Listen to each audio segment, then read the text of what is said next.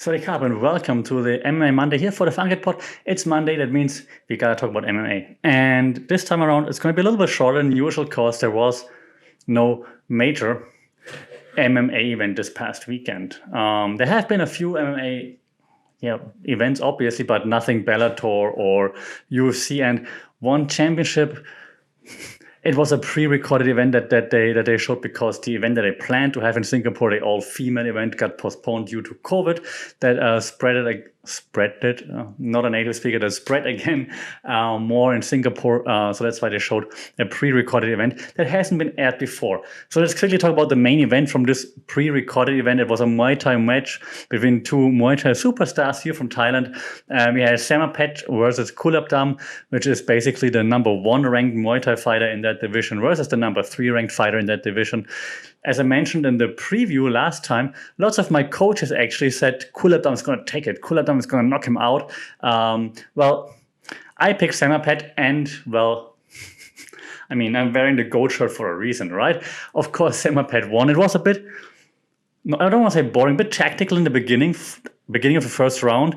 But then eventually Samapet would open up and unleash a few combos to the body because Kulabdam was more like covering the head, and then so a nice combo then with a finish to the body, knocked down and knocked out Kulabdam eventually, right? So that was a pretty nice combo.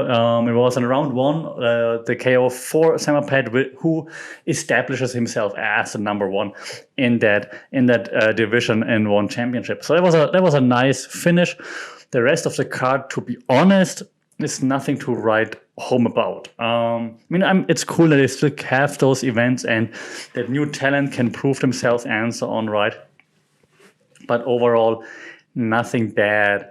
Amazing, which gives us a little bit more time to look into what else happened in the world of MMA if you don't have to review lots of things. And well, one of the things that happened this past week was Jon Jones' huge announcement, right? He was on Twitter announcing it's gonna be an amazing announcement, major announcement, and it's gonna turn the world upside down, something that no other MMA athlete has ever done before. And what was the big announcement? He signed Richard Schaefer as his advisor, which is true. No other MMA athlete has done that because he only worked in boxing, I believe, so far to organize some of the biggest pay-per-views in boxing. Yes, but taunting this or as a major announcement, who cares? None of the fans, none of us cares who's your advisor, right?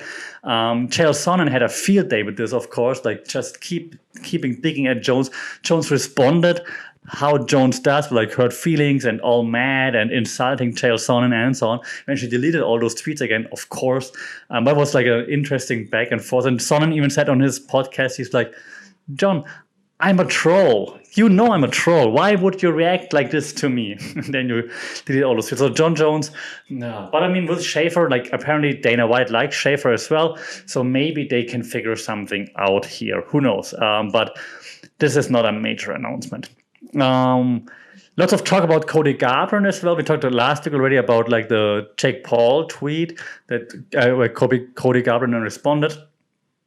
Still now also Peter Yan hating on Cody Garbrandt, saying not hating on Cody Garbrandt, hating on Rob Font who beat Cody Garbrandt, and he's you couldn't even knock Jin Garbrandt out, so why do you want a title shot? Because that's what Rob Font is calling for. Rob Font is calling for a title shot against Petr Yan, which, confidence, you gotta have it as a fighter, but it's not like Cody Garbrandt is the be-all, end-all in the division, right? You have TJ Dillashaw versus Corey Sandhagen coming up. I think that should be the number 1 contender fight. You have Sterling coming back at some point this year, then giving Jan the rematch. I don't think Jan's going to fight before, because if he fights before and if he loses, then why would he get a rematch, right? So even though it sucks for him to sit out for that long, why wouldn't he do it?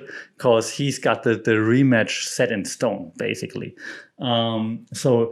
Yeah, I'm not sure what Rob Font's call-out means here.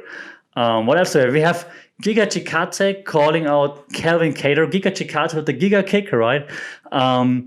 Who folded Cub Swanson the last time they fought. And he calls out Calvin Kattar. Not mad at that. Mad at, he says he wants to prove who's the best striker in the featherweight division. This coming after Kattar got demolished by Max Holloway in his last fight for 5 rounds, and Max Holloway clearly proving who's the best striker in the featherweight division. So a guy who lost by striking, got his ass whooped for 5 rounds via striking, and you say, hey, let's have a fight to figure out who's the best striker. I mean, I know what he's doing, and Kattar is still regarded as one of the better boxers, of course, in the division, but I mean, it's just the wrong premise here, isn't it? Like, hey, you lost, so we're going to figure out who's the best fighter or the best striker. It would be hilarious if Kattar accepts and then just cuts it down, just goes for the shoot like Michael Chandler style, just shoots across the cage, takes him down, ground and pound. It would be hilarious. Yeah, but so it's going to be a good fight if they agree on it. It's going to be a good fight, of course. I would watch it because Chikadze, of course, great striker. Kevin Kattar also, of course, but figure out who's the best striker in the featherweight division just doesn't make sense since Kattar lost to Holloway last time around. Speaking of Max Holloway versus Yair Rodriguez. Like, what? I mean, I'm happy to see Holloway fighting as much as he does right now. Like, I'm not a champion. I fight everybody, anytime, any place, until they're all gone, and I have to get the rematch because I just kill everybody, which is cool. But how did Yair Rodriguez end up in the spot? Like, Yair Rodriguez is not necessarily the fan-friendliest fighter. He's an exciting fighter if he wants to. He's got flashy moves, spinning stuff, jumping stuff, and so on. Yeah, and we will never forget that spinning, ducking elbow that he threw against Korean Zombie in the last second, basically, to win the fight in the last second by a knockout. That was awesome. But he pulled out of so many fights. He's in press conferences or on social media. He's always on... so how does he's not close to Max Holloway in the rankings? Like, I don't know how he ended up there. Like, did they run out of other options? I hope Holloway takes it serious and it's not like, yeah, I got this, because I think Yair Rodriguez doesn't have that hype behind him. So yeah, I hope Holloway takes it serious and just keeps showing that he's the man in the division, that he's the actual champ. Max, you got this. Cupcakes later. Muffins? No, cupcakes, right? Cupcakes afterwards. Cupcakes on me. What else did we have? Kind of UFC related, but not the UFC announcement. Jorge Gamebred Masvidal's bare knuckle promotion. He has a bare knuckle MMA promotion, not just bare knuckle boxing, bare knuckle MMA. And they announced their first main event, and it's going to be Jason Knight, you might ring a bell, versus Charles Felony Bennett. That screams amazing action.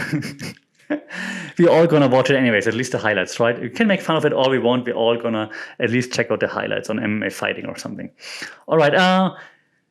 What I found interesting is that Colby Covington came out hating on The Ultimate Fighter. Well, he hates on everything, just saying like they're lame and Volkanovski's lame and Ortega's lame. The coaches, there's nothing going on. They want to feud, but there's nothing there, so there's no drama and whatnot. And Volkanovski as well as Ortega came out and reacted on social media, basically telling Covington that he's a bitch and that he should shut up and just take a fight. And he's irrelevant right now. He's just mad, so just shut up. That's what they said. Before this happened, Volkanovski was on the Joe Rogan MMA show.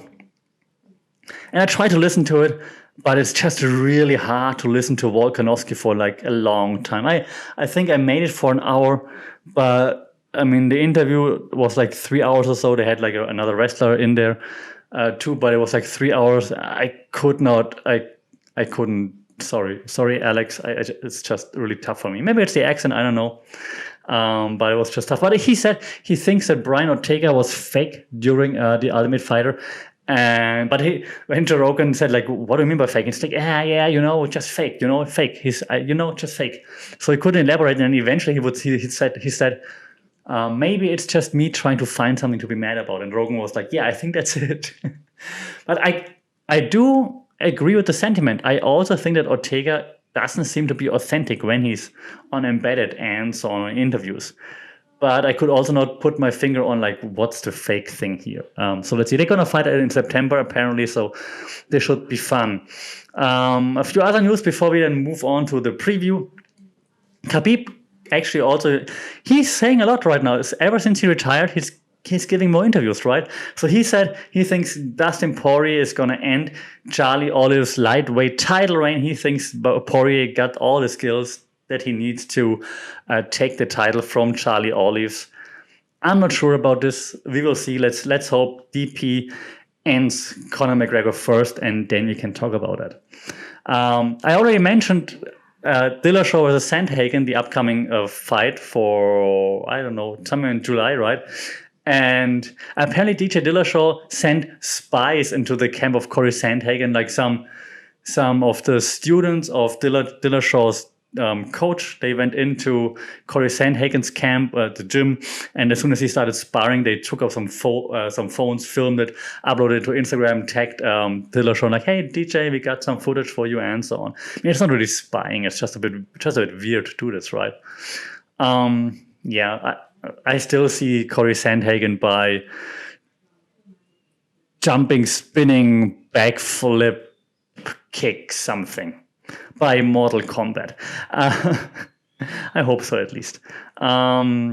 He's a freak, right? Like, he's a psychopath. Sandhagen in all this, and he's like very friendly, but like, I like violence. I like the guy. He's cool. So I hope Sandhagen's got that, but a detailed preview of this as soon as it comes close, of course. In other news, we also saw that former UFC Bellator MMA announcer Jimmy Smith joins WWE. I mean, Jimmy Smith is awesome. He's a legend in the MMA community as a commentator. I posted this on a video where they announced Jimmy Smith going to the WWE, and all the wrestling people were hating on me. He's not a legend. I don't know who he is. Jimmy Smith is awesome on commentary. And if he's only half as good in WWE as he was in UFC or Bellator, then there should be a welcome addition to the WWE announcement team. I haven't watched Raw in forever, but maybe with Jimmy Smith on the mic, it will be better again. Let's hope. We also saw this week Chris Weidman walking again on his own for the first time since the leg break. So hey, cool, Chris Weidman, all the best. I hope he gets at least one more fight so that he can retire on his own. That would be nice. What else? Oh yeah, last thing, I talked about Rob Font already. I forgot. He said he's not interested in a Dominic Cruz matchup. He said in an interview with MMA Mania, I forgot, because nobody is dying to watch a Dominic Cruz fight. Well, actually, I think Dominic Cruz and Rob Font could be fun, because I don't want to see Rob Font in a title fight right now, or like against Piotr Jan. Like, why? I mean, if Jan wants to, go ahead, but I don't see it happening because that's just not smart. And judging from Jan's social media, he clearly has everything in the hands of his manager, so I don't think they're going to do this. So why not Rob Font, Dominic Cruz? Why not? You're scared, Rob Font. All right, let's quickly preview what's happening this next weekend. And this next weekend, there's only UFC happening, UFC Vegas 28. There's no Bellator. Bellator is next week, as well as One Championship is next week. So then in the next week, we're going to have a huge preview show here in the podcast. It's going to be UFC 263, Adesanya Vettori preview. It's going to be Bellator preview. I think Lima is back. And it's going to be One Championship preview with, let's see who they have. So that's all happening next week. For today, let's quickly talk about UFC Vegas 28. Headliner is Jairzinho Big Boy Rosenstruik versus Augusto Sakai. And yeah, that's interesting. Sakai clearly on the way up. Rosenstruik was on the rise, but then got stopped, of course, by Francis. So and very dominant. Let's see. I think Rosenstruik seems like a one-trick pony a little bit. No offense, he could kick my ass, of course. Sakai, I haven't seen. I mean, his fights are also always very short, right? So let's see. I guess Sakai has more momentum, so I'm guessing Sakai takes this. But Rosenstruck has always that Hail Mary in there, right? So that KO power, it's heavyweight, everybody got KO power. So I'm guessing, I'm taking Sakai. We also see Walt Big Ticket Harris returning against Marcin Tybura. And unfortunately, I don't see this playing out well for Walt Harris. And I would love to see him racking up some wins again. And ever since the tragic incidents back then with his stepdaughter, I mean, we're all rooting for him. I just don't see this going his way, unfortunately. But I hope I'm wrong. Another fight that I'm looking forward to is Santiago Ponzinibbio being back against Miguel Baeza. Sorry. I don't know much about Miguel Baeza. I was excited for Ponzinibbio's comeback last time he fought, and of course he got outclassed. Maybe it was a little bit of ring rust after 2 years off, I believe, and so on. He used to be a really formidable striker. So if he's maybe found himself again, and maybe training camp went better now, and so on, and the ring rust is gone, maybe he can showcase this again. It should be lots of fun. If he's his old self, this will be a fun fight. I'm hoping, because old school, I'm taking Ponzinibbio here. In the prelims, just a few quick ones. We have Tanner Boser versus Ilia Latifi. Latifi has been around forever too, right? Tanner Boser, I want to say he racked up some wins, didn't he? I think the last time I saw him, he won, but now I'm not sure anymore. Ilia Latifi is always like ups and downs and ups and downs. I would guess Boser got the momentum here, but please don't nail me on this. But I would take Tanner Boser here, just simply because Latifi has so many miles on the clock already.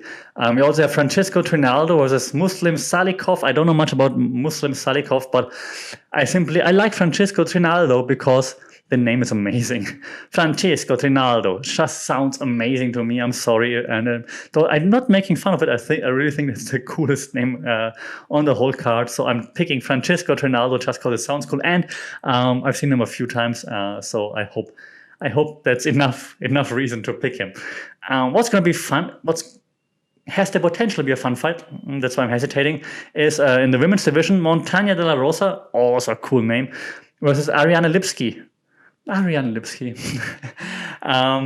Of course, I'm picking Ariane Lipski because Brazil. Hey, I didn't prepare anything in Portuguese this time. I'm sorry, but this could be a fun fight. They both have the potential to put on some good shows. They don't always do it, but there's the potential. So I hope this time they just both deliver. This would be cool.